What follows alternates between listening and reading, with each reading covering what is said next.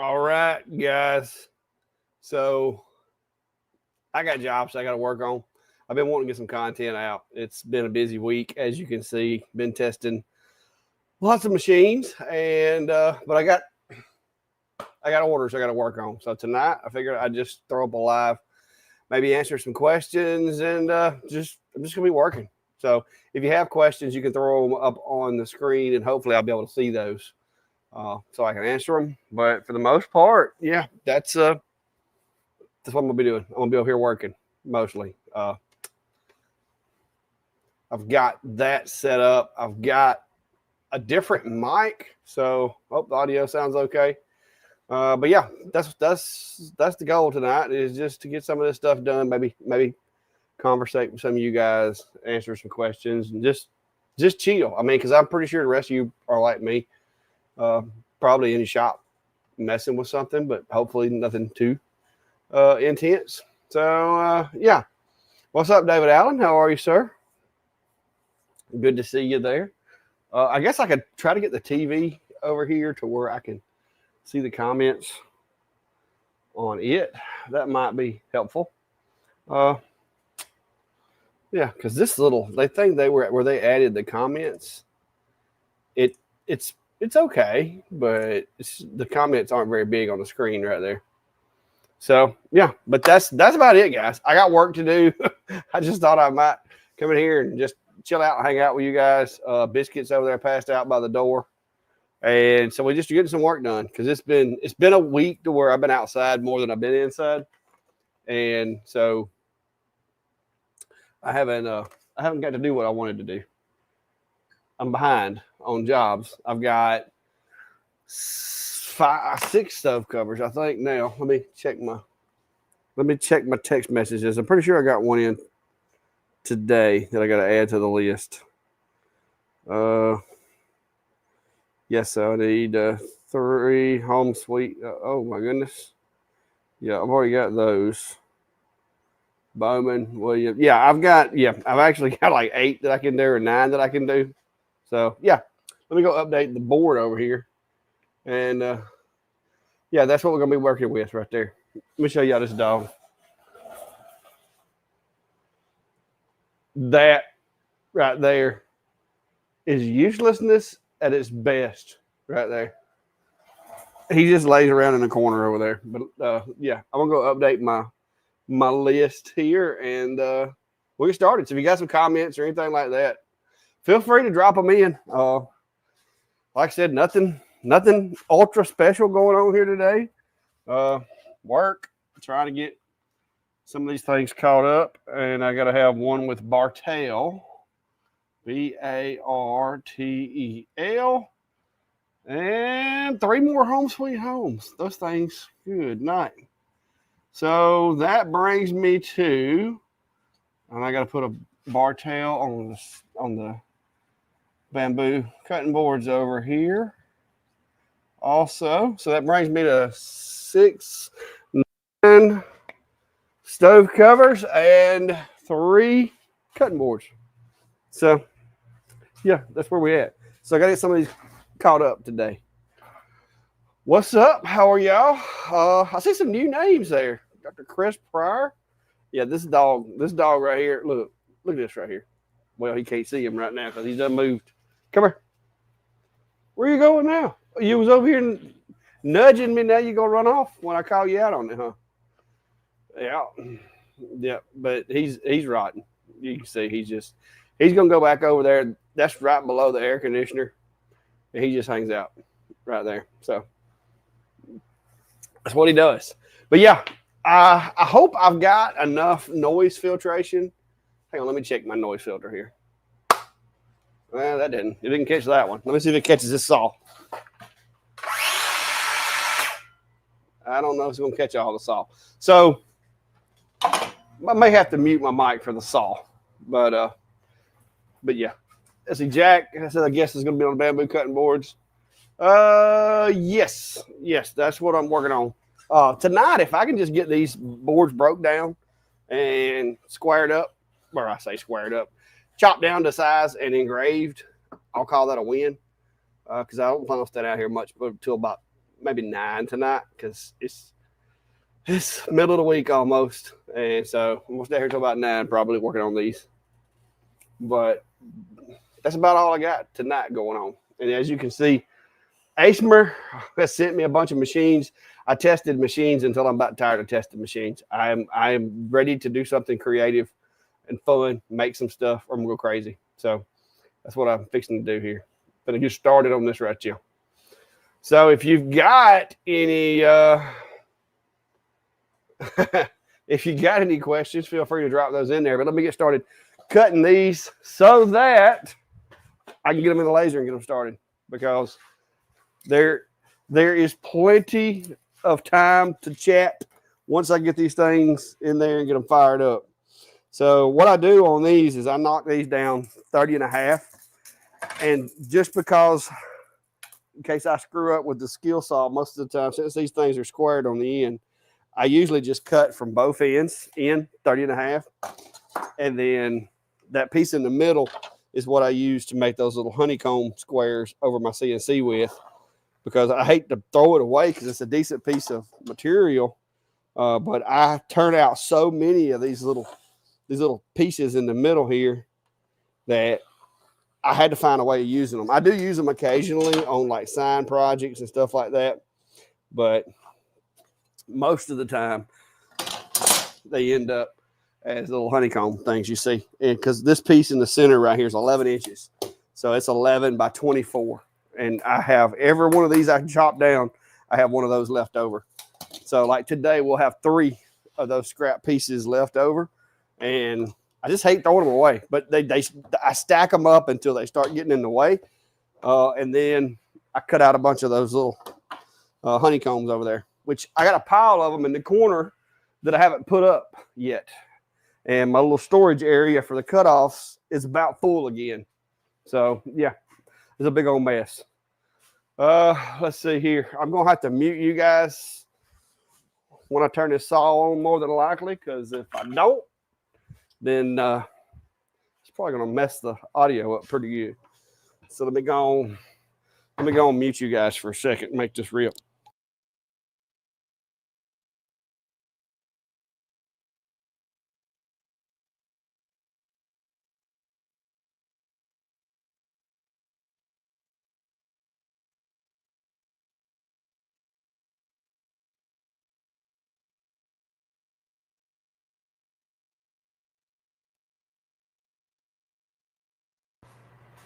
All right, so there's one.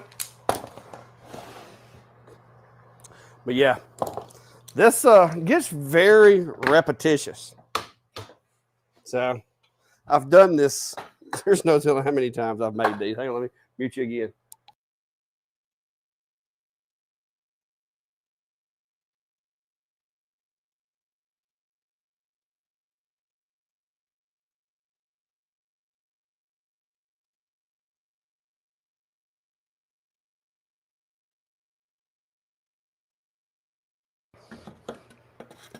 All right, so that's 2 of them, and I try to keep the bulk of my sawdust over here away from the lasers and stuff, but you can't. It doesn't matter. All right, so this is the only job that I really ever use my table saw for anymore, guys, because when I buy these panels right here, these are 24 inches from top to bottom, but I need them 22.5. So what I end up doing is once I get them ripped down like that, bring them over here to the table saw, and I'm going to set this fence up at 22.5 and bust those guys down to the size that I need. Now, I've already, when I brought the lumber in here the other day because it was raining, and I've already broke the little side pieces down and got them stacked over here at 22.5 for the sidebar. So really, once I got those cut up, I break these down, get them ripped over here on the table saw. Then I can put it in the laser, engrave it, and then after that, it's just sanding, putting it together, more sanding, and that kind of thing. So I'm going to look. What I like to try to do, because these boards sometimes, especially in these big box stores, they'll, like this one here, where they knock the crap out of it with something there. I try to pick which side I rip off. Sometimes you'll have a knot that'll be falling out or about to fall out here in the edge. So that's what I'm looking at now, is to try to decide which side I want to knock off. And I think this side with this ding right here is going to be the winner. So that's going to be on my scrap side of the cut. So let me get that done right quick. And be back with you here in just a second. So I'm going to have to mute my mic again.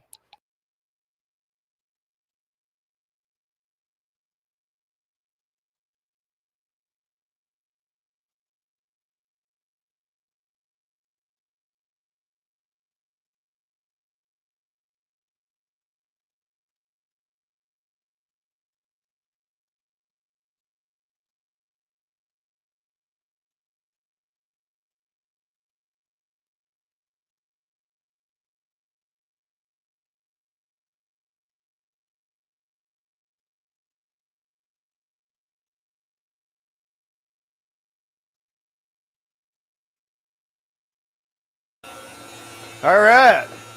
So there we go. So that dust collection cuts off over there. So I got 2 of them ready to engrave. So we'll go ahead and throw one in the engraver over here. Show you what that looks like. So I'm going to lower the bed down because, you know, with enclosure Zilla, like I can lower this all the way down as far as I need to lower it. So I'm going to lower the honeycomb down. It ain't got to go that far. And then the way I've got it built, I've got on the front here, I can pull it to me, and there's this little wooden piece right here in the very front that makes sure it's square inside the machine. And then on the back, there's a cutout back there that it falls into and make sure that it stays centered. It's got a little bit of a gap in there, just enough to where it ain't tight going in and out. And so once I get that set in there, all I got to do is set my focus. And I use these little focusing tools that I made. And I'm going to raise that focus up just a fuzz. I do need to hit my fan a lick there. Look at that guy. Got a little dust in it, so we'll knock that off of there real quick. So once I focus it, we're good to go. Like, it can go anywhere in the work area now, and not gonna have a problem. So let me get over here to light burn, and I will get started on engraving it. So let me move that over there. Get light burn up and going.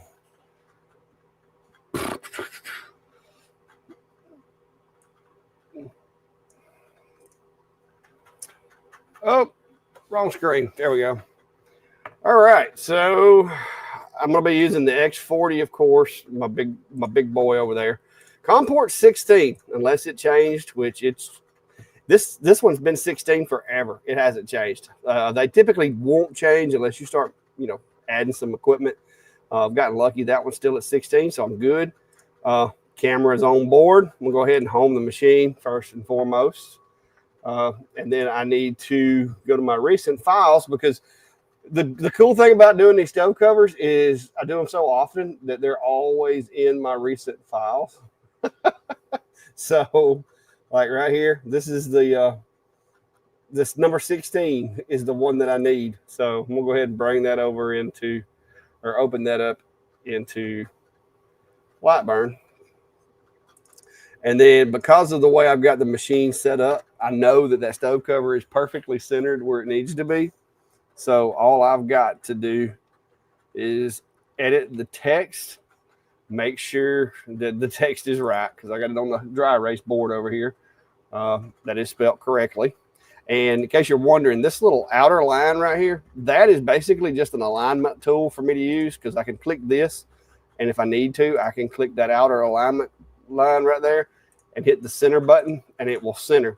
Because if you don't, with a shape like this that is not completely circular, it'll try to center like off to the right, or like on this one, it would center off to the right a little bit because these leaves stick out the right side. So that's just an alignment is all that is. When I designed this burn, I did that just to just to save myself a little headache. So I'm going to confirm my home. And I know my cut settings that are all good and everything. So now all I got to do, guys, is send it. And what the machine's going to do is it's going to start out. It's just going to do basically, I've got it doing a line, then coming back and doing a fill after the fact.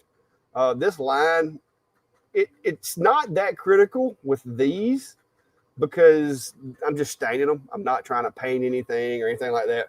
But a lot of times, if I'm trying to backfill something with paint, of course, I'm going to clear coat it before I backfill it. But I got in a habit early on of making this little cut line around the edges also to try to cut those fibers to cut down on wicking in the event that my clear coat doesn't do what it's supposed to do, or maybe somebody doesn't get a good coating in there. By making this deep cut line right here, it kind of reduces the risk of the paint or whatever bleeding into the design or vice versa. So yeah, I probably don't need to be doing it no more, but it's in the file. It works. It doesn't hurt anything. So there we are. But yeah, so we got that one going, and so got that one started. I got one more cut. Normally, I would be touching up some of the edges on this and sanding and so forth. But what I'm going to do tonight, because I'm just basically trying to get the engraving part done, is I want to just get them cut and try to get them engraved. Because it's going to be hard for me to talk to you guys and sand. Y'all are just going to be sitting here watching me sand. And when I sand, I tend to jiggle. And so y'all don't want to y'all don't want to watch me up here just jiggling around with sander in my hand with the microphone muted. I would at least have to play some music or something for you. So I'm going to go through the comments right quick before I go over there cutting another one, see what all you got. So if you got a question, comment, concern, whatever, drop it in. I am going to be checking them from time to time. Yeah, Jack, it ain't Sunday. I'm going to be honest with you. I get a little bored sometimes out here by myself. And Biscuit's not much of a conversationist. As you can see, that's all he does. Like he comes in here, sucks up the air conditioning, and passes out. That's about it.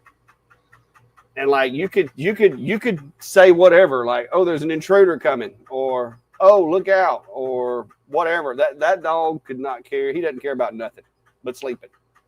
So there he is. But yeah. So let me check these comments and see what we got.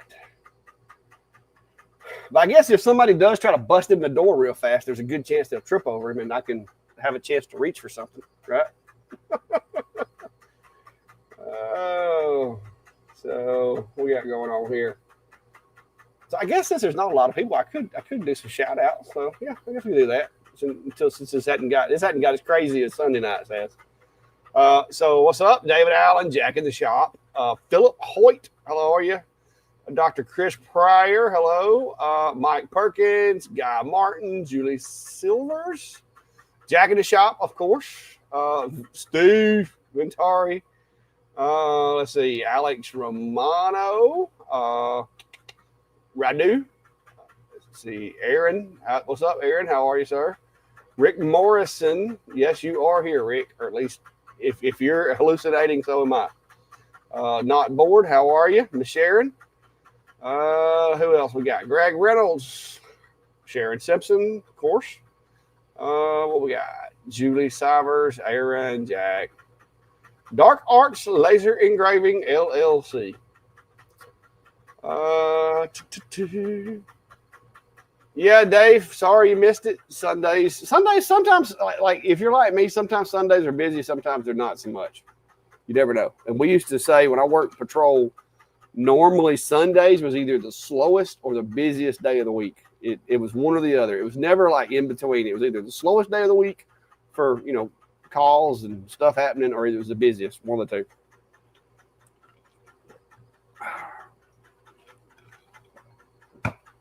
But anyway, yeah, let me go over here and rip some of these up and get them done, and we'll just hang out and engrave some stove covers over here.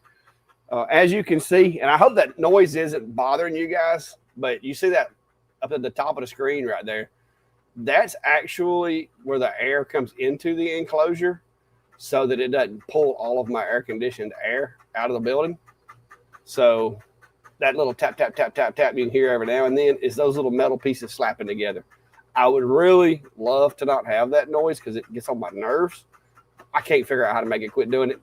If I open the lid and it starts getting air from inside the shop, it'll quit. It'll just sit still.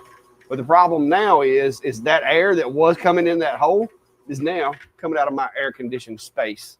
So I like to leave that shut and let it feed through that hole right there. So there you go. But let's get some more cutting done.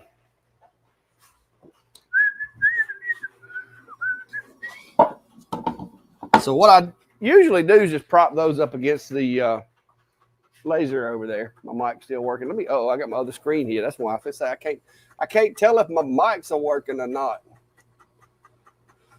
There we go. I had my Streamlabs pulled up so I could see if the mic was working or not. So because of Sunday Night's Live, I had to move my materials over here in the corner so that they wouldn't block it everything. And now it's like a maze to get over there and get to them. So, yeah, when I first started doing these, I made these panels myself. Like I would take pine boards and put them together and put the biscuits in there and join them and glue them up. And it was a lot of work. But then when I started doing them for the business that I do them for now, there was no way of keeping up with. I just couldn't. So I had to go to them and I'm like, hey, look, the way that I'm doing these, I can't keep up with the demand. And so I modified how I was making them. And this works out most days. Sometimes it's luck of the draw because you can't really sit in Home Depot or Lowe's and just, you're going to miss some stuff. I try to look over them before I buy them and bring them home. But sometimes they'll have like flaws that I miss. Like this one's got a whole bunch of like little Bondo patches in it right here where they fix some knots and stuff. Hopefully the other side will be okay and I can put that under the bottom. But sometimes you just have to work with what you got. And luckily they don't really want them perfect. So if it's not exactly perfect, as long as it's not too terrible, we can work with it. But yeah, busy, guys. I'm about ready to have a few more days of uninterrupted shop time. Really close. What we got? 78 days. I know y'all can't see the sign for this thing here, but it just worked out that way. It just happens to be right there. But there's 78 days remaining, guys. And of course, some of those days I'm probably going to have a little touch of the crud or something along the way because I have more sick time than what they're going to pay me out for. So I'm trying to, make sure I don't have any doctor's appointments I need to get out of the way. But I had my last appointment on my knee here a week or two ago, and I was told I was ahead of the curve. So my recovery was actually above where the doctor wanted me to be. So the knee is good. As long as the back stays quiet, hopefully I stayed my butt out of the OR. All right, so we're going to have to mute you guys.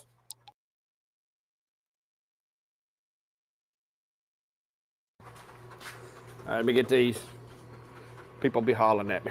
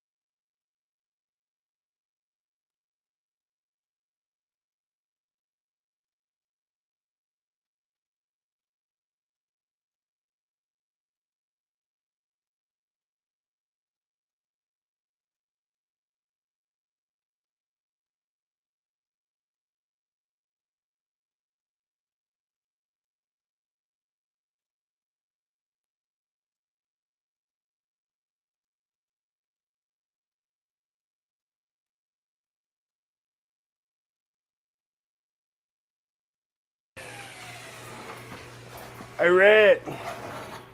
My glasses is fogging up. I said nobody comment while I was over there cutting. I figured y'all be making fun of me or something.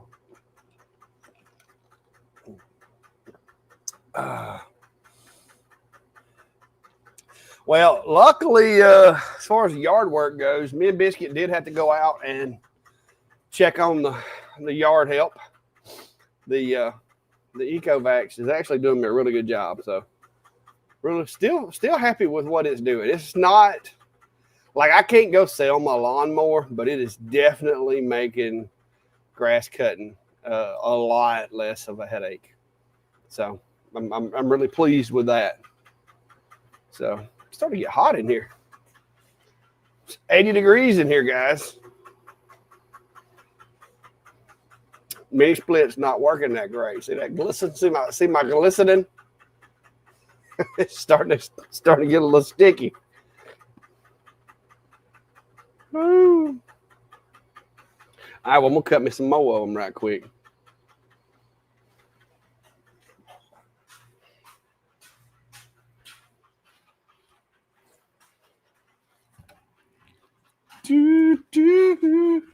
So I only brought 3 in because I got the rest of them are out there in the kiln because I have nowhere to keep materials in here anymore.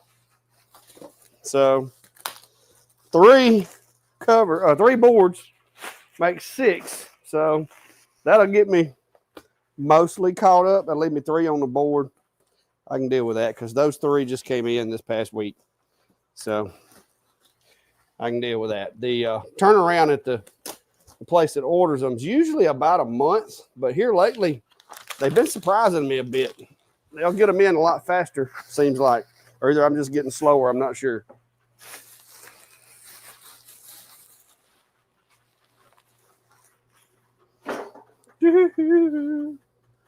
What's up? Yep, just a glow. Yeah, it's a glow. All right, it's some juices. It's a glow for sure. Hey, let's show you. Here you go right here. Woo-hoo.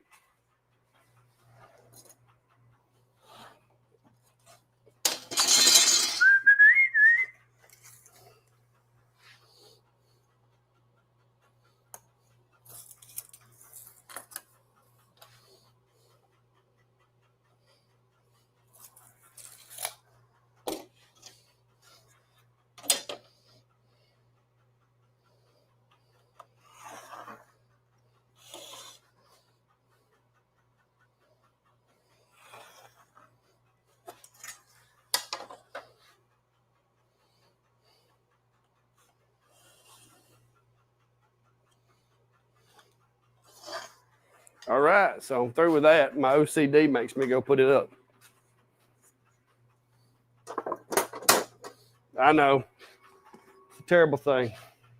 But I can't, once I get through the tool, I have to go put it back up. I can't leave it laying out.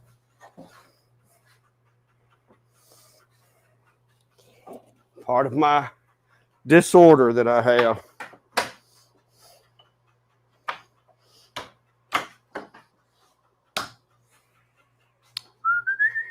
All right, got to mute you guys.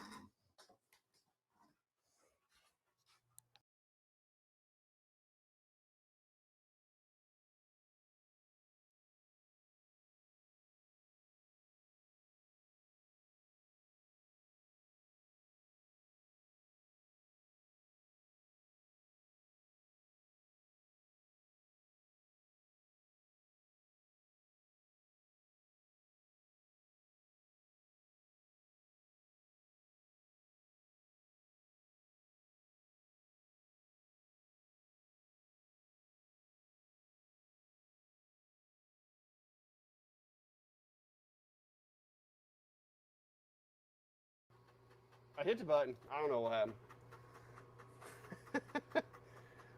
So if any of you guys know what Bondo smells like, Asmer sent me some kind of board with this CNC they sent me. And I don't know what the stuff's supposed to be. It looks like some of that pink chewing gum. But apparently it's called like Kim board or something like that. I don't know what they use it for, but it machines really easy. I'll tell you that. And you can take like a knife and it cuts like butter. So I'm not sure what this is used for, other than it does seem like it would make a decent cast. Like if you did acrylic, you wanted to cast some shapes or something, maybe it worked for that. I don't know. Seems like to me, or maybe if you were doing like if you were using this to cast silicone molds, maybe. I don't know. I don't know what it's used for, but anyway, they sent me some of it, and I engraved it with the CNC, and now the whole shop smells like Bondo. So if any of you guys like old school remember, like putting Bondo on a car and having to sand it, that's what this stuff smells like. So I don't know what's in it, but not a fan.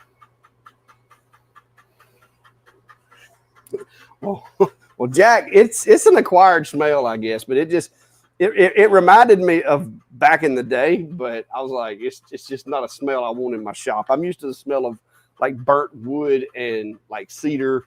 Those I'm good with. The Bondo smell, not so much.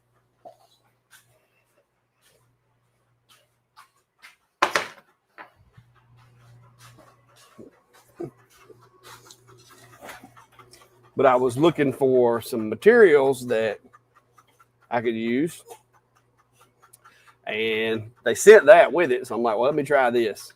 And it cut good, but I haven't figured out what its function of it would be though.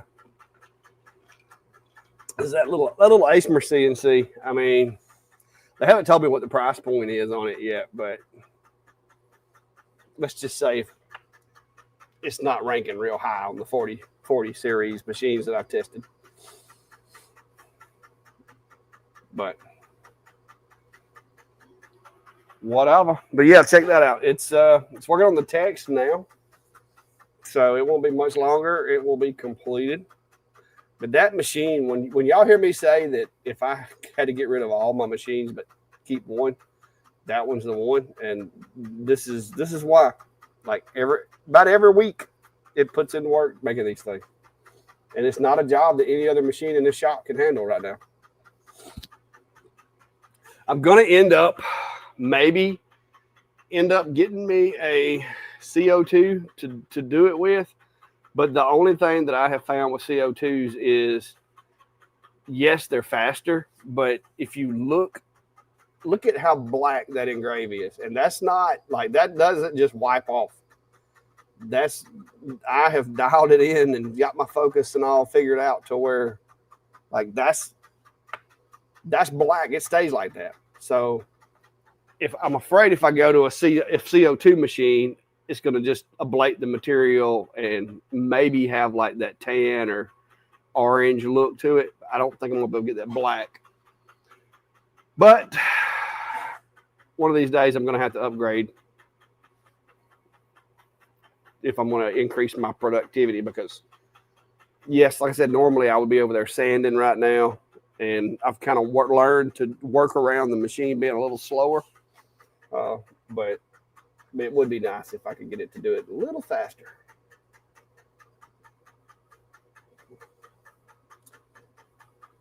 Yeah, Jack, the CO2s is just a little challenging, especially with pine. But we'll see. I've got, at one point, I'm going to have to, look into it and decide. But right now, it's the X40 is working really well for me. Dixie says she got her Prusa Mini working. That's good. Glad to hear. You ought to be able to compare using the, I'm not sure what that is.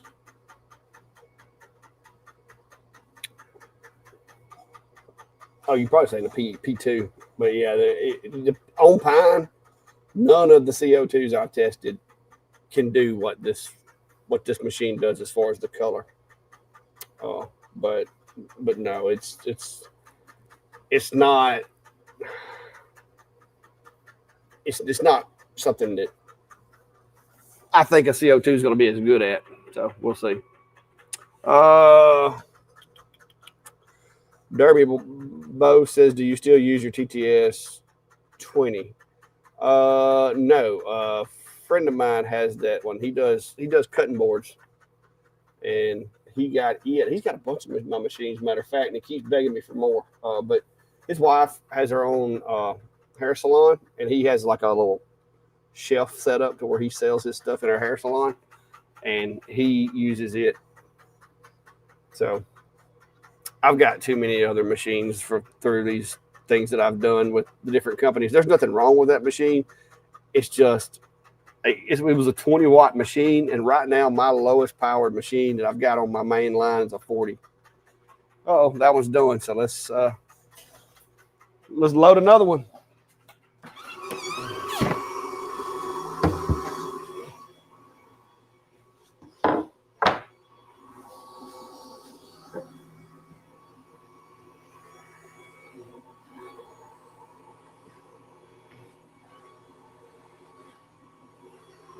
That's got a lot of knots in it, so I had to make sure I put the right side I want it up. So now that we got all of the material in there, so this one here needs to be Williams. WILLIAMS. So there we go. So with this setup, all I got to do hit start, and we're off to the races again. So that's what I like about my little setup. And there's not very many. Back before I got a big machine like this, what I used to do was I had my X-Tool D1, and I had a jig that I made that hooked on the end of the stove cover board, and I would take and clamp it to it, or either use painter's tape and tape it to it, and I would set the X-Tool D1 in that jig, because I didn't have a machine big enough to do what this one does. I was literally having to just set the machine on top of the stove cover. That's why that design is the shape that it is. It's like 16.5 inches. Because at the time that was as big as I could make the design in at all. So I wound up setting it up that way. Some of the older videos that I did showing those, you can go back and look at some of the old videos when I first started doing those things, guys, and it was It was crazy. Like I had the X tool. Like literally, I would clamp my little jig. Let me see if I can find that video, and I'll show you right quick. I would clamp my little jig to the stove cover and just set the machine on top of it. Let me see where it is. See if I can find it. Whoa. And some of my older videos, I'm just surprised anybody watched them. I'm going to be honest with you. But they did, so I was thankful for that, I guess. Where we at? Where's it at? It was something about large material.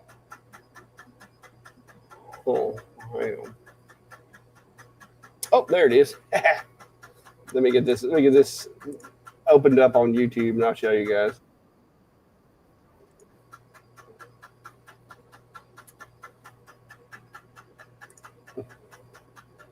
Oh wow, I was a lot thinner back then too.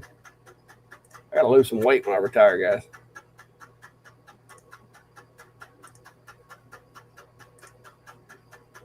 All right, so this is from 3 years ago. So this is the same design if you notice, but the one thing that you will notice is I had this set up to where it's all one layer, which means I had all of this white space in that design. And like right here, this is before I had figured out how to do the jig. I've just got the X Tool D1 sitting on top of it, and I just basically using a ruler to line up the machine to make sure it's square with the stove cover. And then I'm using current position, and I've set the laser on top of a mark on the board, and I'm all up in the camera. So yeah, that was some old rudimentary ways of doing things back then. It was a different world. I've grown a little since then. I'm not gonna say a lot, but definitely grown a little bit since then. Let's see what else I got. But yeah, that was. Oh, wait a minute. There's another one. There's another one I did. Yeah, this is before air conditioning and everything. Like this is like before I got air conditioning or anything. I had the door and I had the walls, but you can see that fan in there just kicking it. But yeah, this is when I'm actually making these. This is before panels. Yeah. And then there's my little jig that I made. You can see that little white piece. It's a jig that I used. Oh look, Central Alabama aerial. That was my old that was my attempt at making a side hustle with a drone that didn't work out. And then I know Steve remembers these guys, these enclosures. That's what I started with. And this is back before I redid this whole wall. Look at how thin. I almost look like I need to go eat. Oh yeah, look there. Nice, decent engrave. Not as dark as I've got it now, but you know, whatever. We learn. But there you go. But yeah, there's some videos, some old videos that, like I said, they're little. I'm not gonna say they're terrible videos because they were the best I could do then.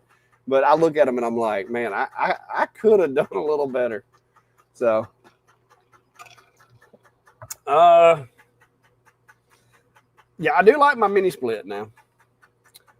News fans asking, can that mower of yours cut more than just a rabbit can nibble off the top?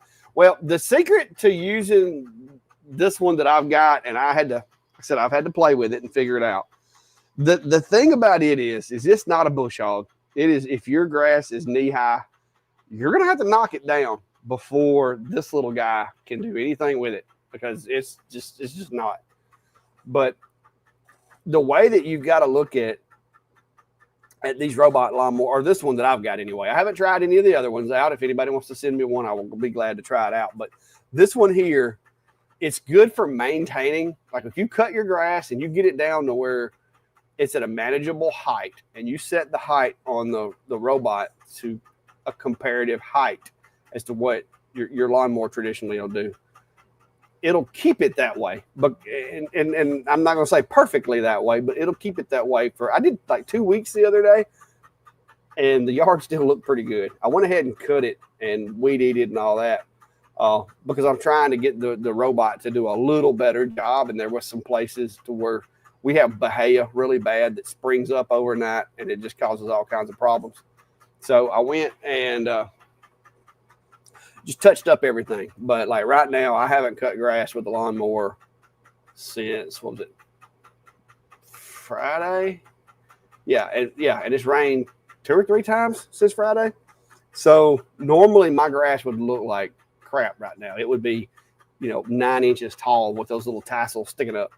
But it doesn't, because the robot maintains it. So if you're thinking that you're going to be able to throw one of these things in your yard, if you've got like a country yard like I've got, and it just mow it down, I don't think that's a realistic goal. But if you want something to where you can cut your grass and it will maintain it and reduce the time that you have to spend cutting grass, then that's what it's made for, in my opinion. And that's what I've been using it for, and it's doing a good job. It does miss the occasional piece of grass, and for some reason, it just can't cut it.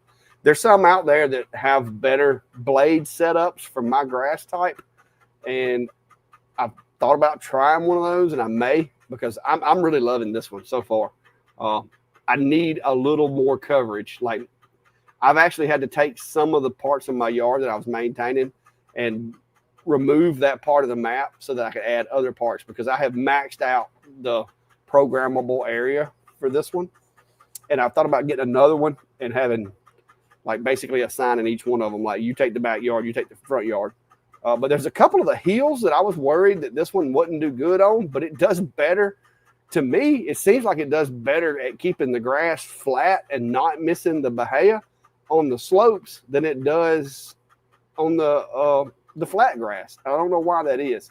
Only thing I can come up with is maybe the visual avoidance on it is not seeing that grass when it's on the side of a hill and then there's grass behind it. I think it maybe the obstacle avoidance is what's causing it to miss a piece of grass every now and then. I don't know. We'll see. But I love the thing. It's definitely worth it. I had 80 hours on it the other day, and I was playing around with it, and I somehow or another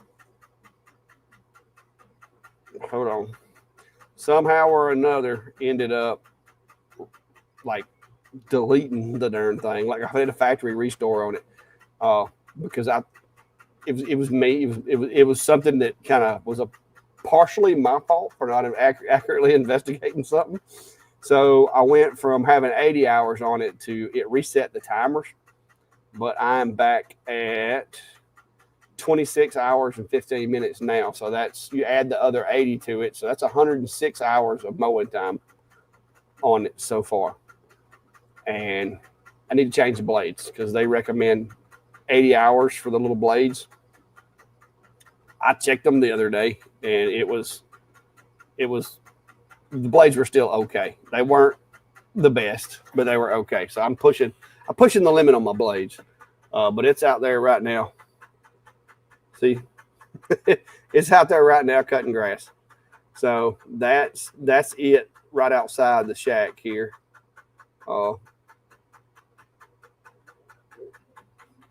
Camera's being, my video's being a little choppy, but that's basically right out the front door of the shack. See that little tassel? It actually ran through that one and cut it. So that's good. But occasionally those little bahia tassels, well, it'll actually avoid them. Like it sees them and it thinks that it's an obstacle. And so it will, let me get this right. It will avoid them altogether. But yeah, it's out there. It's out there trimming the yard now. That's that part of the yard's kind of a driveway, and so there's a lot of gravel out there, and I've had to set some no-go zones to keep it from getting stuck. But yeah, see, look, see that? That's that Bahia tassel I'm talking about. And I think it just avoided that one on purpose. Sometimes it will. See, there went another one, and it avoided it. So that's a problem that I'm having with this particular one. See that? It'll cut right up to the edge of that piece of grass. But it's just one little sprig. But it'll cut right up to the edge of it, but it'll leave it. So yeah, it's crazy. Like it's. So what I wind up doing is I'll go out there in a little bit, and when I see those things sticking up, I'll just go over there and knock them down. But you can watch it. It'll. Some of them it runs over. See that one? See that one right there? Okay, I think it actually got that one when it was turning. But yeah, let's see if it goes back over to that other one. But it'll sit there. It'll get the grass done. It's keeping it. There it goes. Watch it. Yeah, it keeps it cut good enough that I'm not having to go out there and fool with the grass. And that was my goal. I knew that there's no way, short of it being an actual person, there's no way anything is going to keep the yard looking like I want it to look without me doing it.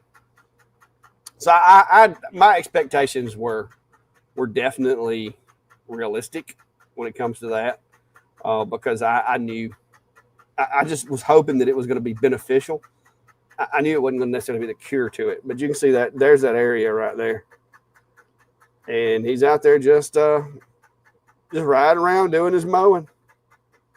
And like I said, that is not ideal ground for that robot. And that was another thing, is my place has got a lot of gravel. It's real sandy. So I was a little worried he would get stuck. So far, he's only got stuck once. And that was probably my fault, because I was kind of pushing it on where I was sending him to. And the front wheel got hung up. And once that front wheel gets hung up on him, he's done. Like, he can't go nowhere. So, but yeah. It was expensive, but so far, it's been worth it. If it'll get me, if it'll fit it, if it'll maintain my yard as good as it has so far for the remainder of the year, I almost feel like I got my money's worth out of it. I hope it lasts more than a year, but it's saving me so much time. Even Brandy's like, it's really nice, because when you come up the driveway, coming home from work in the afternoons, you know, usually here, after about 2 days and a couple of good afternoon showers, when you pull up the driveway, it looks like it's an abandoned house. Like, the grass grows so fast that it literally looks like nobody lives here. So the fact that, like right now, and I'll show you, this is a live view of the side of my yard, and it's cut, it's maintained, it looks good. Like, you come up the driveway, it looks nice. So I'm very happy with that. Now, if anybody's breathing heavy, it might be me. If anything, he's snoring. He's out. But even that little hill right there where that cedar tree is, that area, it does better on that area than it does anywhere else, I think. So I've been pleasantly surprised with it. I'm not against, like I said, I'm not against trying other ones, but I did a lot of research before I bought that one, and it paid off.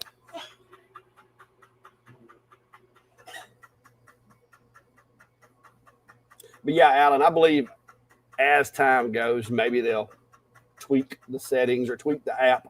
There's been a couple of app updates since I've had that one.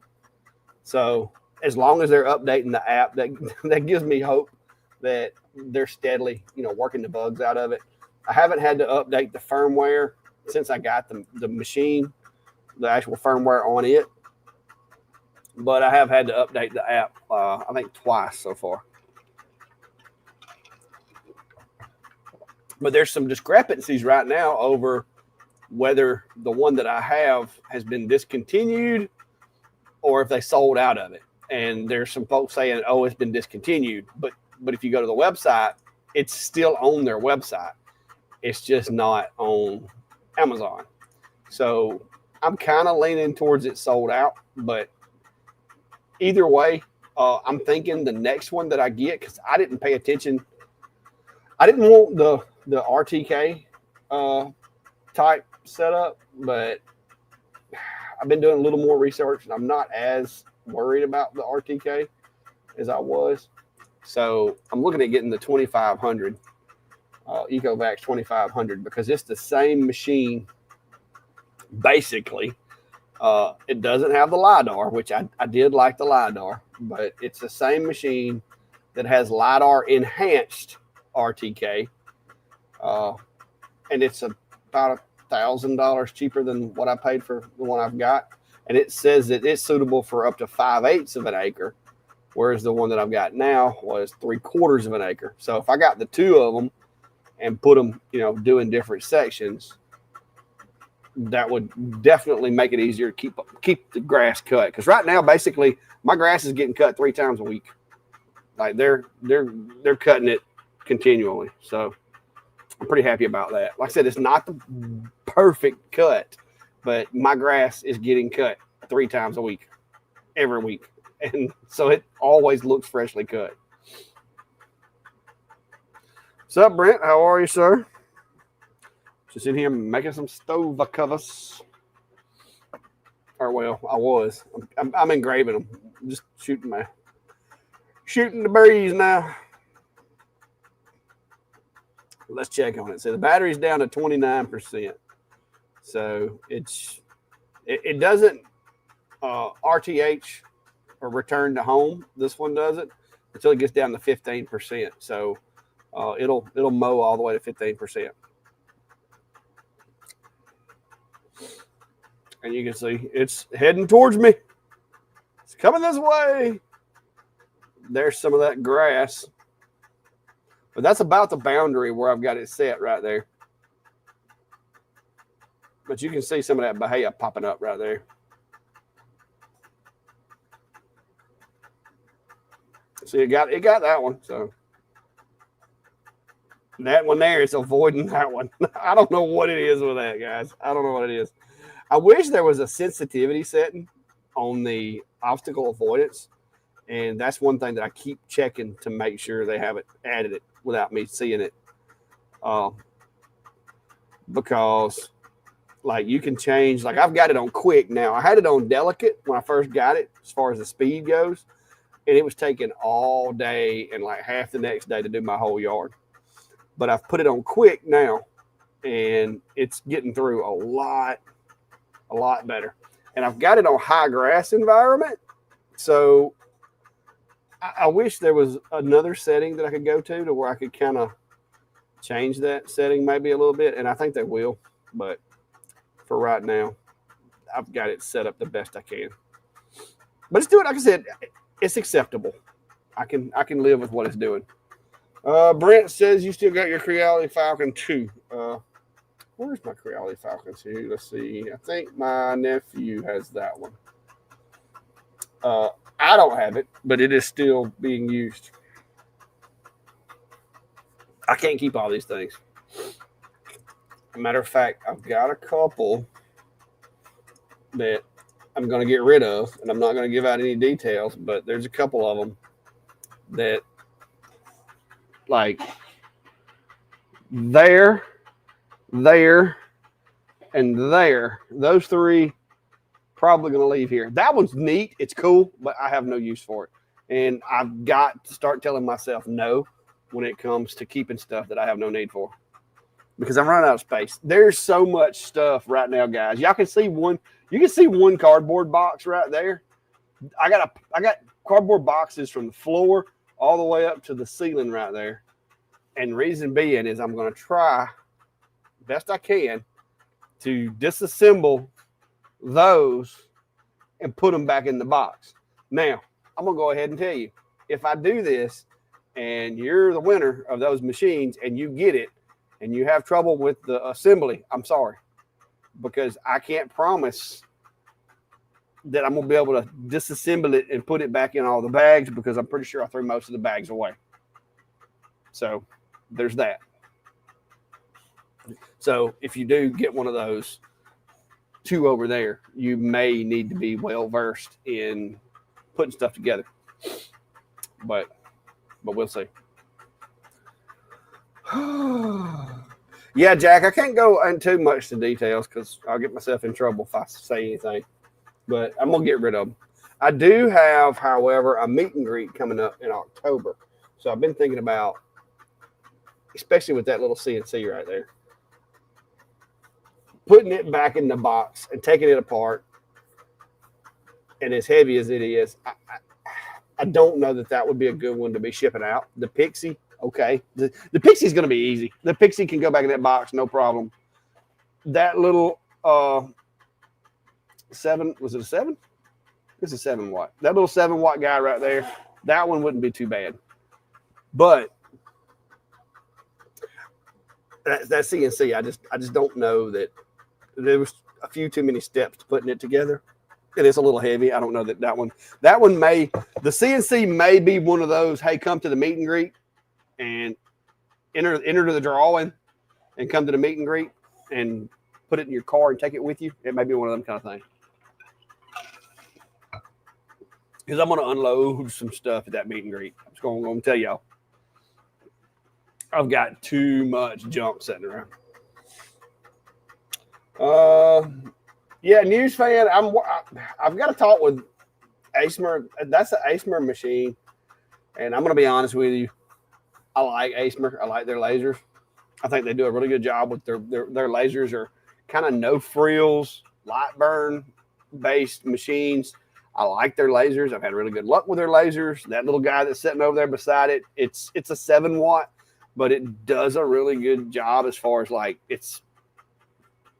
For an open gantry laser, it does good. The CNC, not so much. All right. Depending on the price and depending on what you're wanting to use it for. If you're just wanting to cut foam board or acrylic or plastics or something like that, it'd probably be okay. But it's not as rigid as the other machines that me and Steve have recommended. Because right now, if you were going to get a 40-40 size machine and you wanted to play with all the materials, I would recommend either the Genmitsu Pro Max 40-40 or the Fox Alien. Those are the two right now that if you're wanting to play with all the materials, meaning you're wanting to be able to do like oak, pine, poplar, all the woods and stuff like that, you're going to need something a little more rigid than that little guy right there, because it's like a 3018 rigidity level with a bigger work area. That's the best way I know to describe it for some of you guys that's had machines. It's got the rigidity of a 3018, but the work area of a 40-40. So if you're good with that, then you'd probably be good with it. But it's not going to knock your socks off or anything.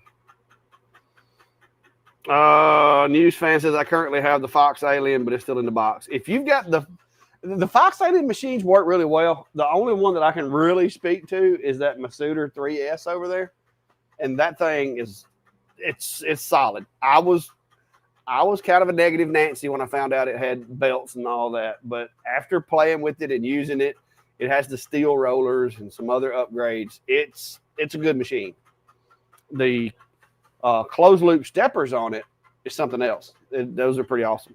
So got to change the board out.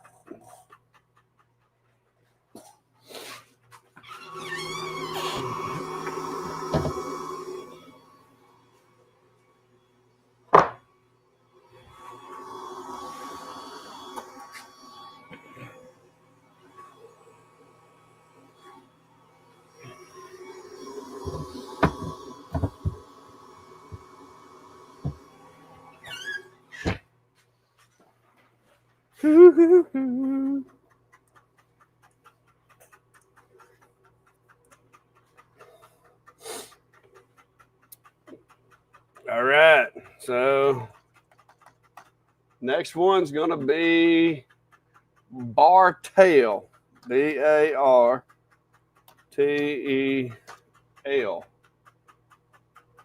All right. There we go. Off to the races. And as you can tell also with my machine, the ones of you that don't know, I also use a return to position, which is in the back left corner of the workspace. That way, when I'm changing these things out, I don't have to worry about bumping it or anything like that.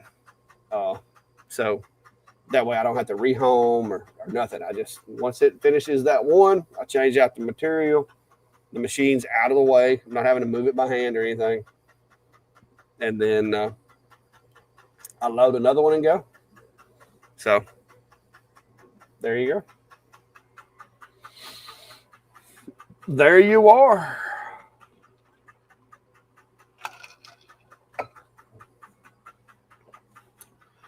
Biscuit, what's wrong with you, buddy? You just give out? Just staying at home all day, just too much, ain't it, bud? That dog. I'm telling you what. Y'all can't see his face. But he just opened his eyes and looked at me. That's it. He ain't moved. Nothing. He's just a mess.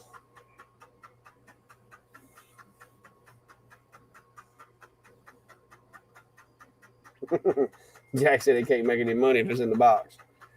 Yeah. Well, I mean, and like I said, I understand too that a lot of folks aren't necessarily interested in making money.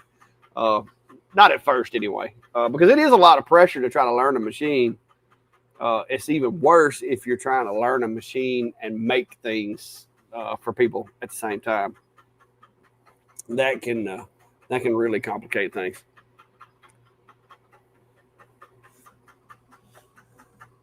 There you go. Got her rocking and rolling in there.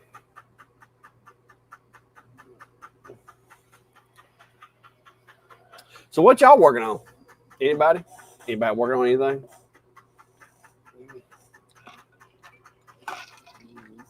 Oh, I'll show you a little picture I got.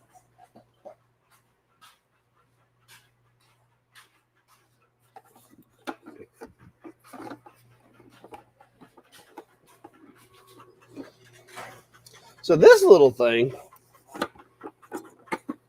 when Algo asked me about taking it, I was like, I don't want to look at no more of these little bitty lasers. But then I was like, you know what? Algo makes a good machine. Their technology, their controllers, like all the machines I've ever used of theirs, they work pretty good. So, you know, what the heck? I'll give it a try. So, because I've had some experiences with some of these machines and I wasn't impressed. But if you pay attention to this one, it's got a metal, well, it's not really an exoskeleton, but it's got a metal skeleton inside here. The bottom of it's metal and everything. So as far as like the rigidity of the gantry to the bottom, a couple of the machines that I tried out, you could literally just barely squeeze this and it would just it would move. So with this one though, look at it's got some pretty nice setups, and I don't know if you can see it or not. It's an XY Core XY machine. It's hard to see it. It's only got one stepper, and see if I can figure out. Well, I say only got one stepper, but it's got one cable basically, or one belt that runs this thing. So from what I can tell, it looks, unless it's hidden, it's a Core XY machine. But it does a really good job. It doesn't have your typical setup. It's got rollers in the ends right there. You can see those are rollers. That belt goes out, turns around, comes back. So it's pretty neat. The little module, it is a baby. It does not have air assist. So you're not going to do anything major with it. The only thing that I wish they'd have done, I wish they'd have thrown a couple of LED lights in there. That would have been the icing on the cake. But the drivetrain is mostly housed inside that little metal box in the back there. And you can see the end of, there's a pulley on a stepper there. And it's like a roller on that side. So it's pretty awesome. Linear, I mean, it's got the round rods like right there instead of the plastic rollers. So as far as the technology that went into this little machine, I'm pretty impressed with it.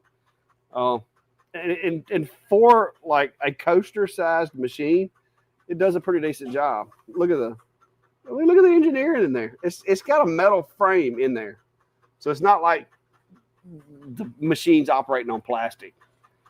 This closes all the way. Of course, it's a manual focus, so you have to reach in here to set the focus. But this little top piece pops off, and this just sits in that hole. So you can, well, you got to sit it in the hole right though. So you can sit that in the hole. It closes it up, but you can take that off, set the Z. It's pretty neat. And it's got an offline controller built into it. So you technically could do text and stuff without a computer. So I've been playing around with it. It's a fun little machine. So, but yeah. I mean, would it be something that you could use at an event? Yeah. I mean, it's a blue laser, so you're not going to get the benefit of IR. It's not going to be quite as fast as a Galvo, but you definitely could use this at events. Like I said, the volume that you're going to be able to turn out with this isn't going to be as good as with a Galvo because it's going to be a little bit slower, but so far it's very effective. So I'm still playing around with that, trying to get my opinion on it, but so far it's pretty neat.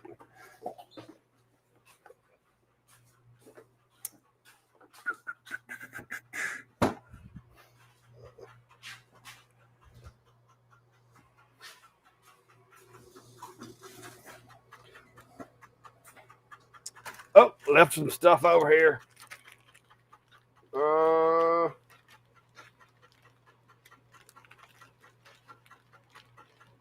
you're talking about pet memorials.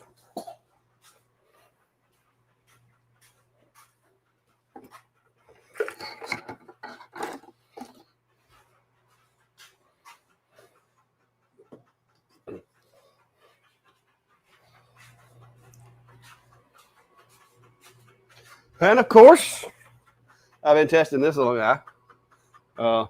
Yep, Acemer's been watching the channel a lot, apparently, guys. The only thing they kind of screwed up and put white text on that instead of black. Other than that, like, because it's got black text on the side. Other than that, I definitely like the paint job. This would be a good little backup machine to keep around because you can hang this on the wall. It's highly portable.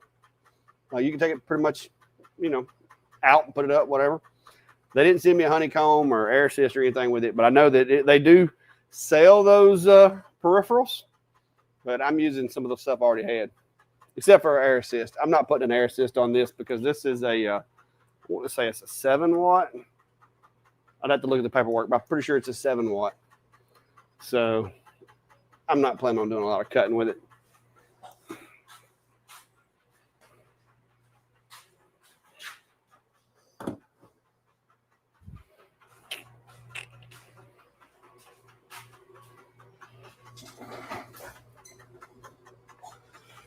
Whew. But yeah, and I would pick that CSA up and bring it over here, but it's not light. I mean, it's not heavy, but it's not light. So. And like I said, they haven't put it on their website yet. They didn't tell me it was a secret, but they haven't put it on their website yet.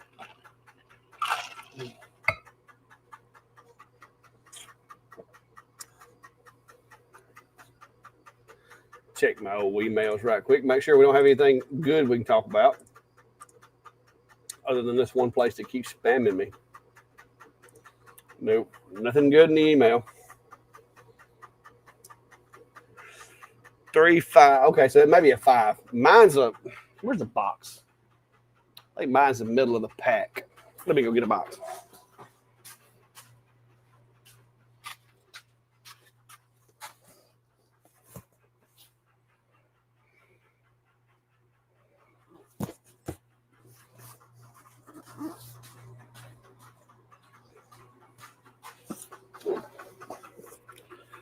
Box says it's a 7-watt. There it is right there.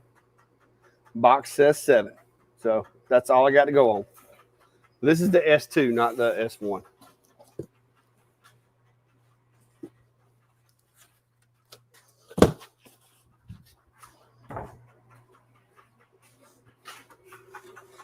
Like I said, I got boxes piled everywhere over there.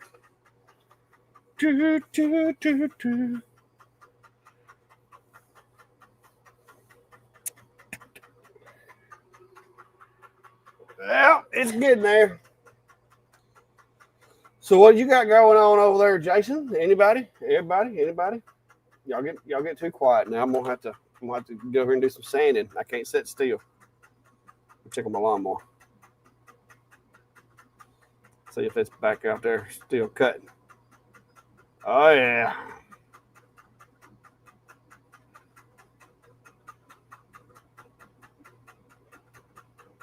Look at there. It's still cutting.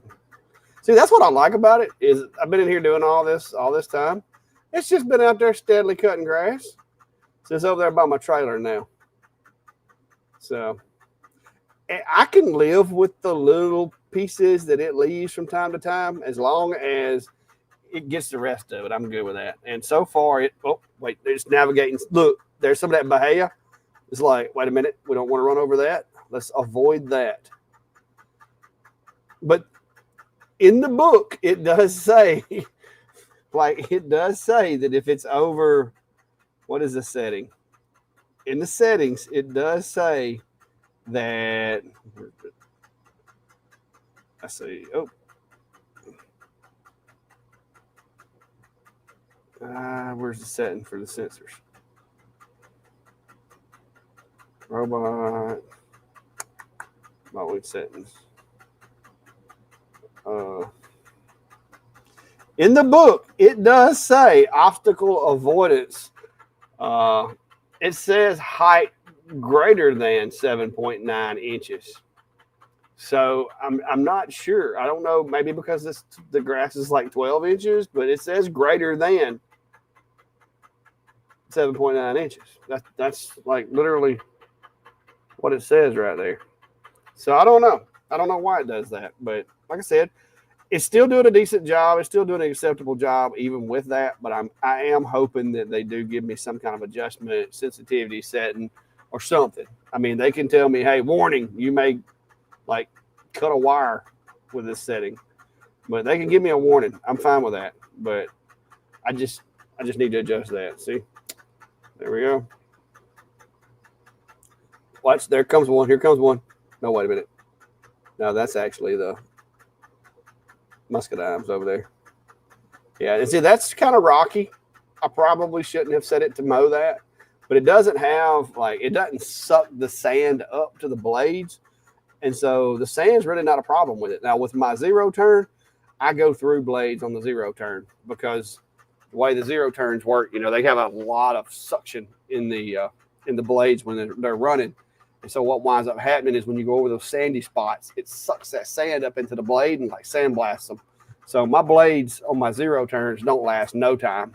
But with this guy, because it doesn't create that suction of pulling the grass up, it also doesn't pull the sand up into the blades or into the spindles or anything else. So that's probably going to be a good thing as far as the longevity of the blades here, because the sand, like I said, sand is an issue that you have to contend with here at my place. That and those little rocks, because they're everywhere.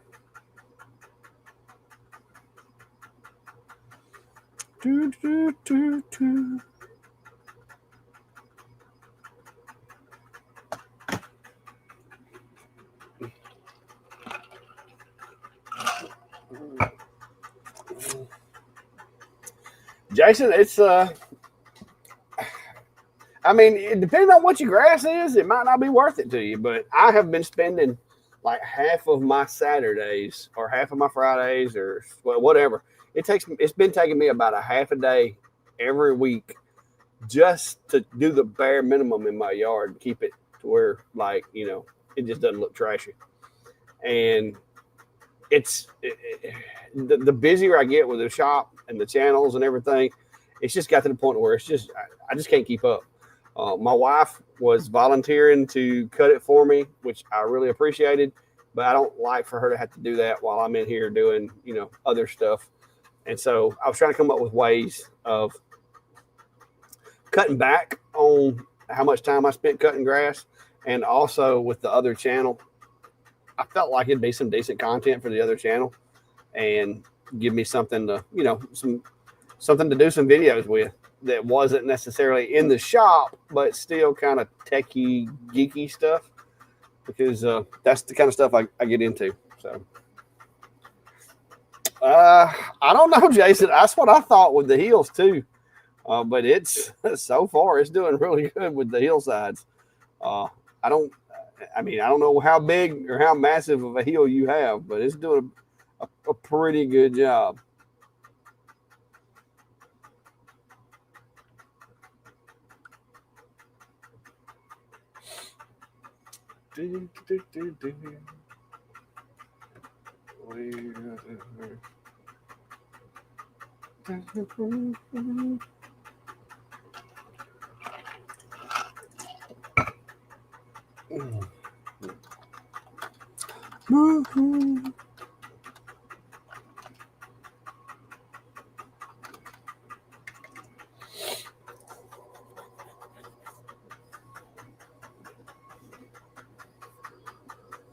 I keep getting messages coming in. I got messages going off everywhere.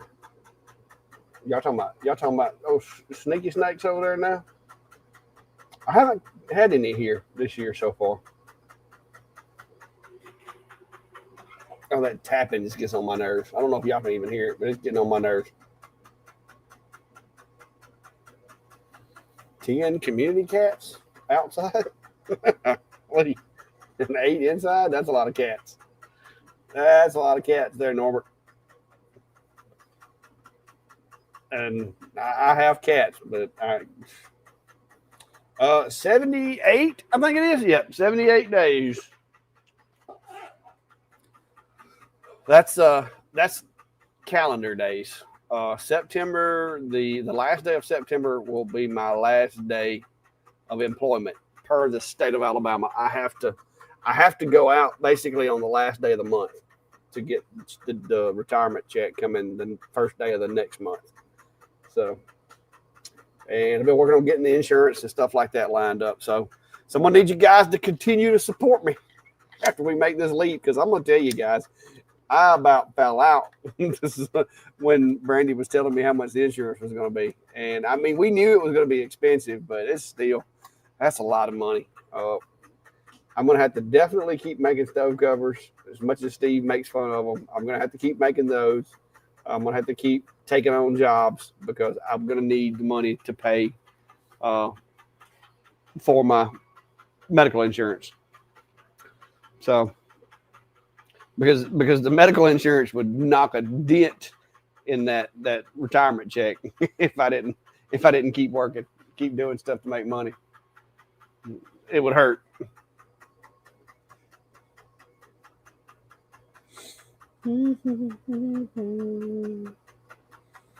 Yeah, Norbert, I don't get very many squirrels. I get some chipmunks and mice and moles, or whatever those little things are. I don't know if they're necessarily moles, but similar like that. Yeah, the coverage that we're looking at is actually going to be a little better than what I've got with the city right now. So I'm okay with the coverage level. It's just the price.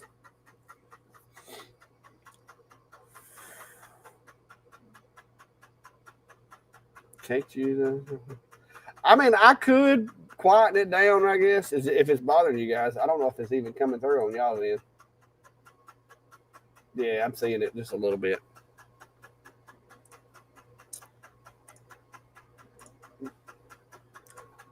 I can actually add a noise filter. Probably get rid of it for you guys. How's that? I added a little bit of a noise filter to the audio, so that ought to get rid of that. It ought to also get rid of the, hang on. That ain't getting rid of all the pop. Oh, hey, look who come to say hey. He's like, what's all that noise about? He's like, I was sleeping. I was sleeping. Yeah, it's my air intake over here. I could scotch it, I guess. But yeah, I think that filter got it though. I'm not seeing it show up on any of that audio. So y'all should be good. I actually get used to it, but now during the during the day, if I'm in here working on stove covers, typically I'll be watching somebody's video or listening to a video, playing Steve's videos, and I'll either have these on or these on. These I use most of the time to cut grass. These I use in the shop. So, but I'll typically, if I don't charge one, I'll have to wear the other one. But I'll charge one or the other and listen to that while I'm doing the other stuff in the shop. What are you doing? What are you doing? What are you doing? Why are you attacking me? What are you doing? Where are you going? Like, I'm gonna go back over here and fit through this cat door. You ain't gonna fit through that. Hey, Biscuit. You ain't gonna fit through that door, buddy. You're a little big for that.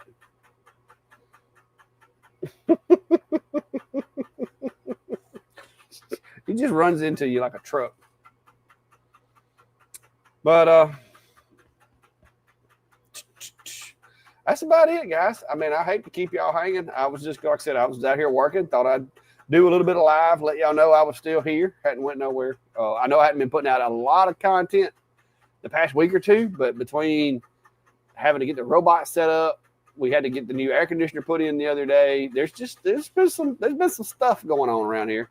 And then, of course, I got all those machines that I've been testing and trying to get some videos together with. So we'll see. But yeah. Oh, now Biscuit will try to go. He tries to come in that hole. I don't know about going out of it. He usually just runs over here. He usually just runs over here and slams into me, wanting me to pet him. But he'll try to go out it or come in it.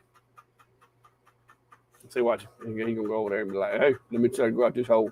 That's his way of telling me that, hey, I want to go outside and go do some stuff. Because he sticks his head out the door. So, like, if you're outside right now, there's a dog head coming through the door looking at you. It's probably, looking at the time, it's probably Brandy out there watering her garden. And he just wants to go hang out and see what she's doing. But I guess he changed his mind. But he's bad to want to go outside and then turn around and come right back in.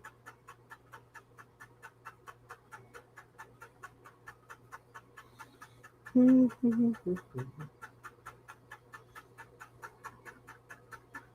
robot's still a cut. Oh, that's not the robot.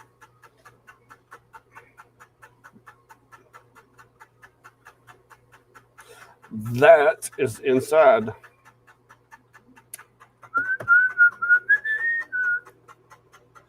Check out the grader mower. What's the grader? Oh, hang on. Time for a new one.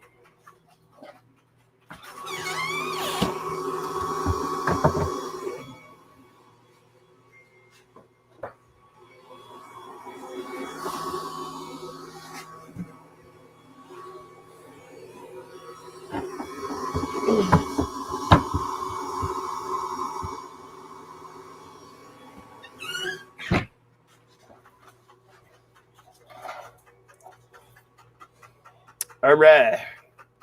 So now I got those done. I'm going to do some old home sweet home ones. So I'm going to go over here to my file, go to my recent projects, and open that one. And so that's the one I need now. Hit the start button, and we off to the races. So there you go. So that'll hopefully be done here shortly, and I got 2 more of them I got to do.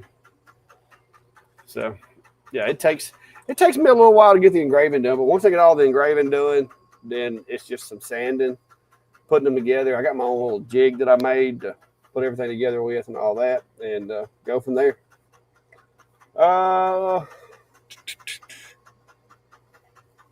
Lori's asking, do you know anything about the Com Marker B4 UV laser?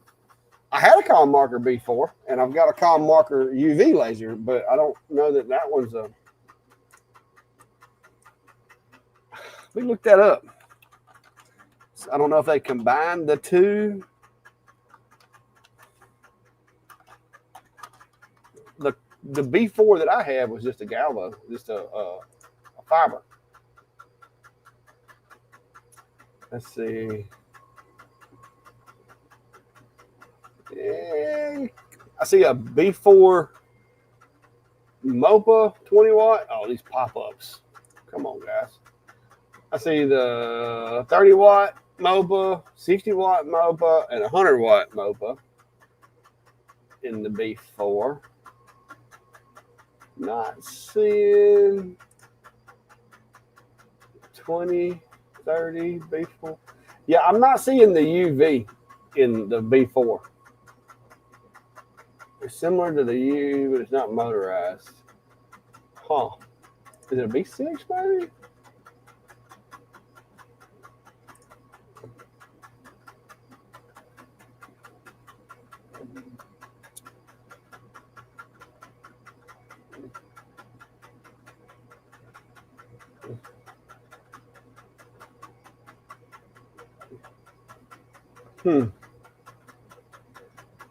I'm not seeing it.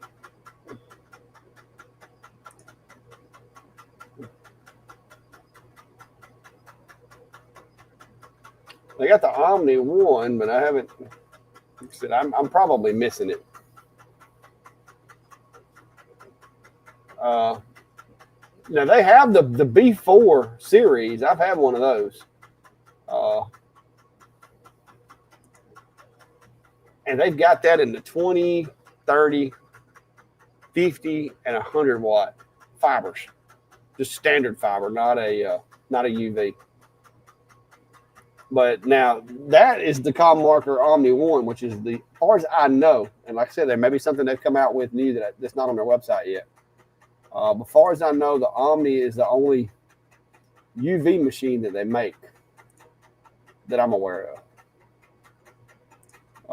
Now, I know they're making the, let's see. Oh, that's their website's being a little weird. I'm having a hard time navigating it. View all machines. There we go. So they've got the JPT Titan, that new Titan. That looks pretty interesting, but I haven't seen that one yet. So I'm not saying I see a B6 fiber.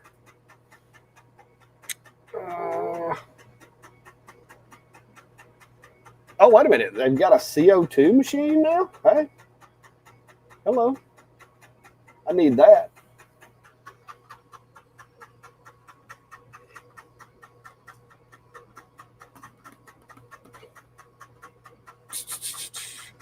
I don't see that one. I think maybe you got the two machines mixed up, but the UV from Com Marker, that's it right there. It's the Omni 1. I was just using it earlier, matter of fact, to mark some power supplies for some of the plethora of machines I have over there. But yeah, I just now noticed that Com Marker has a CO2. I really need that in my life. I don't know what output it is. It says it's a 30 watt or a 60 watt. 2 spots. What the heck does that mean? Huh. I could use me a Com Marker CO2.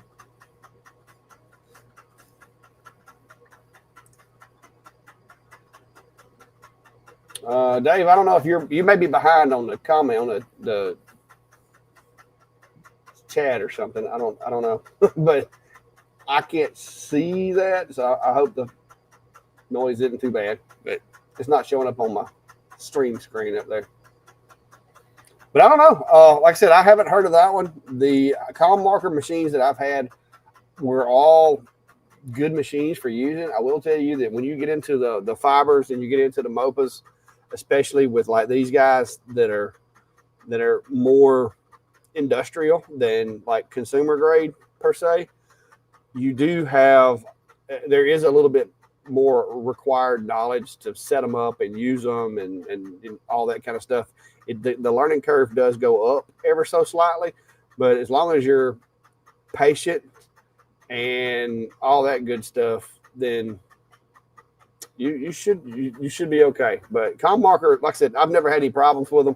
I've heard people, there is not a laser manufacturer out there that I haven't seen bad stuff about. But you got to consider, if you sell enough machines, you're gonna make some people angry with you. So you never know. But I've had good luck with column marker as far as the machines lasting and not giving me a problem. So, but I am curious about this. I am curious about this CO2 machine. That would be a tumbler making machine right there with my little rotary I got sitting over there. I could turn out some tumblers with that. It looks to me like it's the same basic design as the UV I got right there. So, But anyway, guys, yeah.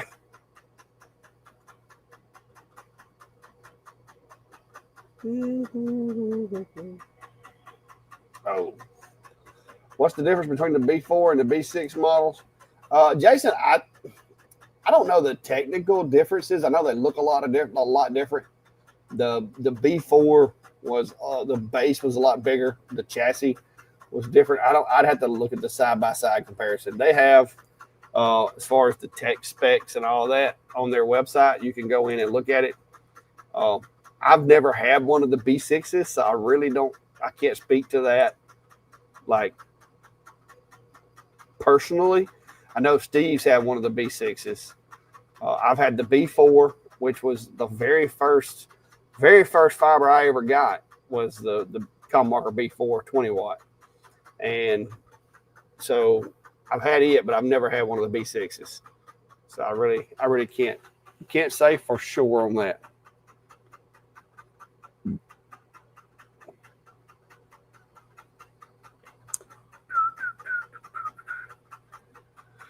All right.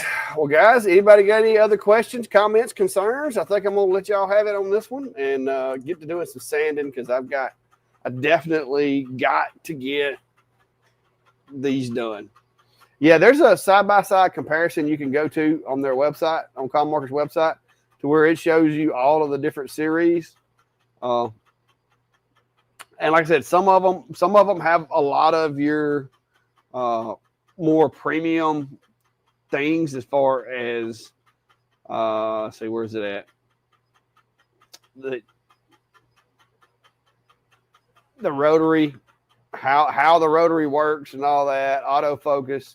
There's your differences in a lot of them is whether they have an autofocus, manual, or whatever. So it's like I said, there's a lot of variations between them. But to me, with the fibers, I find myself using the 2 dots, the manual focus, more than I do the autofocus. I've got autofocus on a couple of these machines over here. So me personally, I wouldn't get wrapped around the wheel about autofocus. It's not that hard to focus one of these things.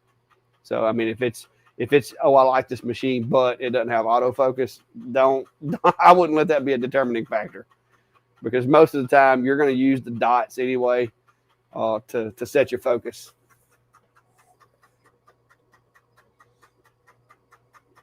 Jason's asking, which CNC would you recommend for a beginner? Right now, as far as sturdiness and being able to do like show enough routers, like CNC stuff, not having to pick and choose your materials, the 2 sturdiest machines that I have tested, and I'm not saying that they're the best on the planet or anything like that, but the ones that I've tested that I would be willing to say would be the 3020 that's sitting over there now. That's that little gray machine right here. It's the 3020 from Genmitsu, but now it's only got a 300 by 200 work area, as well as that's the Fox Alien 4040. It's the Masuda 3S. That's a really good one. And also the Genmitsu 4040 Pro Max. It's solid. You can do pretty much any material you want to with those. So as far as like low cost but capable, those are the three that I feel like are most capable. I've reviewed some others. I've looked at some others. My first one was a Genmitsu 4040 Pro before they came out with the Max and stuff like that. It had a little bit of rigidity. Like it wasn't bad, but it wasn't as rigid as the Pro Max is now. I've had a Lunyi. I've had a couple of other cheaper brand CNCs, but the Fox Alien, Masuda, and the Genmitsu 4040 or Pro Max are probably two of the best small ones if you want to get into like a small one. But those are going to be 4040 or less size machines. Once you get up into the bigger work areas, Fox Alien and Genmitsu both offer extensions and upgrades for their machines. So that's one way of going about it. If you're really confident and you can afford it, there's nothing wrong with go ahead and getting like, a bigger like Shipoko or Onefinity or CNC Labs or whatever. There's nothing wrong with doing that, but not everybody has the funds or wants to step out on that limb and make that big of a purchase, because like that machine over there, my big machine, the Shipoko 5, that setup, I've got about $4,500 in the machine and stuff associated with the machine, building the table and everything. So this is a pretty good investment. And I don't blame people for saying I don't want to start out like that, because I didn't. I started out with that little 4040. I found out how to run it, got the hang of it, got to where I could make things. And when it got to the point to where I needed a bigger work area to do jobs and stuff, that's when I went and just bit the bullet and bought me a bigger machine.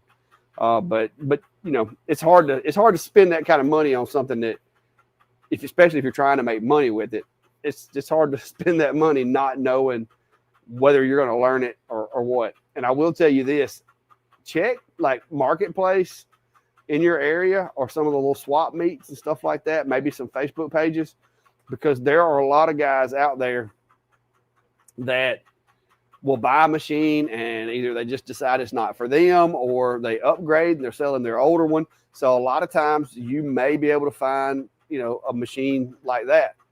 Now, there's risks. It's kind of like buying a used car. There are risks with doing that, but it's an alternative sometimes to get a little nicer, bigger CNC, but letting somebody else, kind of take some of that depreciation off of it for you. So, but yeah, Jack said he's got a 30 by 30. Almost never fill it up, but it's nice to have when you need it. And that's the way I am. I've got a 4 foot by 4 foot.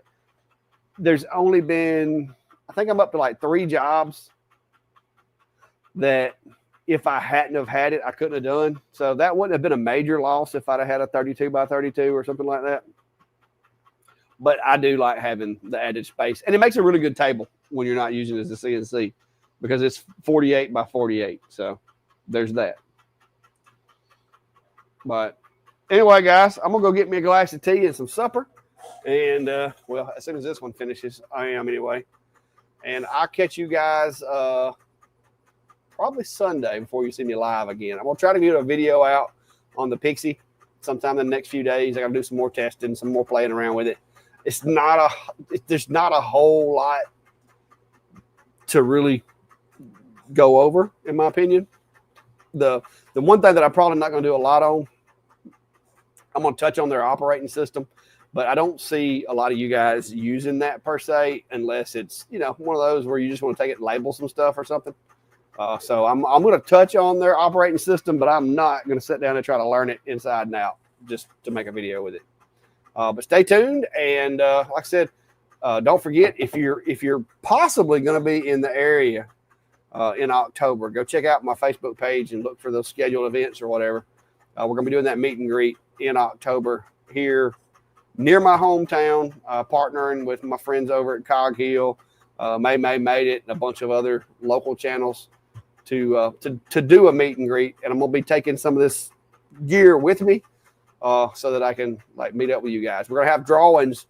Basically, we're going to have drawings before the event because I don't want like other people's followers watering down the chances. I've done that before, and I wound up giving away a nice laser to a guy that had never even seen a laser. He just happened to be there for some of the other people. So the way we're going to do it this year on that drawing is you guys are going to be able to draw for it if you're coming to the event. We're going to draw, and you can pick it up at the event. That's going to be the way that's going to work out. So we'll be doing that closer to the event. So there you go.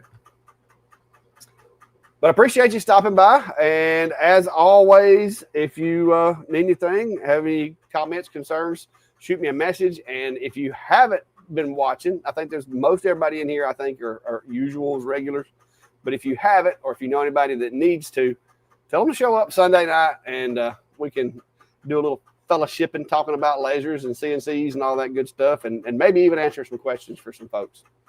But until then, be safe and have a good day.